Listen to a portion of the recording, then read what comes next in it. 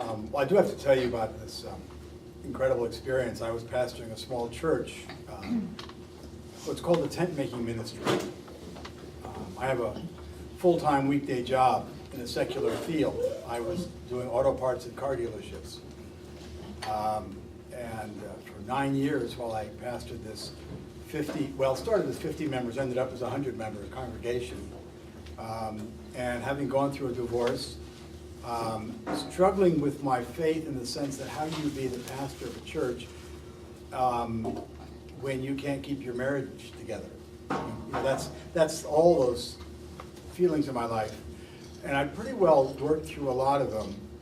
And then one Sunday morning, this incredible brunette showed up with 2 kids in tow. Tried to set me up with one of her good friends for a date. Which didn't work because I wasn't interested in her friend.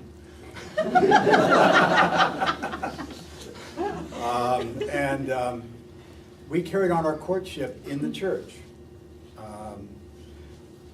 Literally, probably more funerals and nursing homes in the course of years. I tell people the first real date we had where the 2 of us went out, just the 2 of us, was our honeymoon.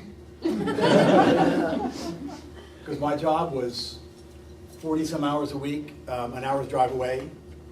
I've been doing this hour commute for a long time. And then the church, which at this point was growing in size and getting more and more of my time. And once we got married, I discovered I was a husband, a father of a 12-year-old and a 7-year-old, and I had a full-time job and a commute, and something had to give. It was not going to be the kids or the wife, so had to change from a part-time church and find a full-time call, and that's when we ended up moving to Ohio, where we ended up in this small town. And I tell people that Deb was called there more than I was because we went out after I had candidated on a Sunday morning in the church. Very beginning of July, or very beginning of August, wasn't it? Had to be yeah. And Monday, Deb went to register the kids for school and find out if there were any substitute teaching jobs in the community. And well, it turned out they had an opening for a teacher, and she interviewed with the school board over the phone when we got and the principal, and she had to start work in the school the week before I started work in the church. So I shipped her, the kids, and the furniture out, and I stayed back and finished my last Sunday. But I think they needed her there in the school more than they needed me.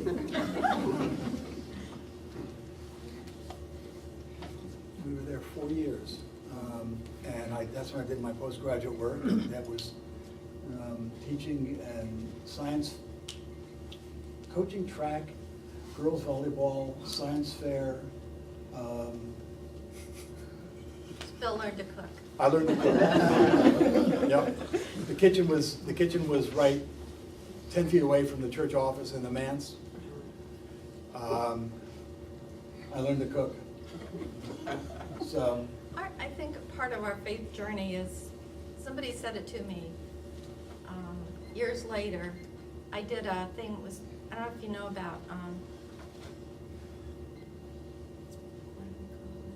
what? Spiritual director. Spiritual director. Yeah, I worked with a spiritual director. It's big in the Catholic Church, but it's where you go once a week and you pray and you work on scripture and work on your relationship with God. And these people have been quite trained. And he was one of my mentors in counseling too. So he just kept saying, "You are so open to God's surprises." And I said, "Yeah, I never planned any of this stuff at all." And he said, "Always be open to God's surprises because you never know what's around the corner. Don't plan too hard. Stay open." And that's always stuck with me. Yeah, it's been that way. Always been that way. I think for both of us, that's the case for both of us because every time I would lay out plans for my life, they would change.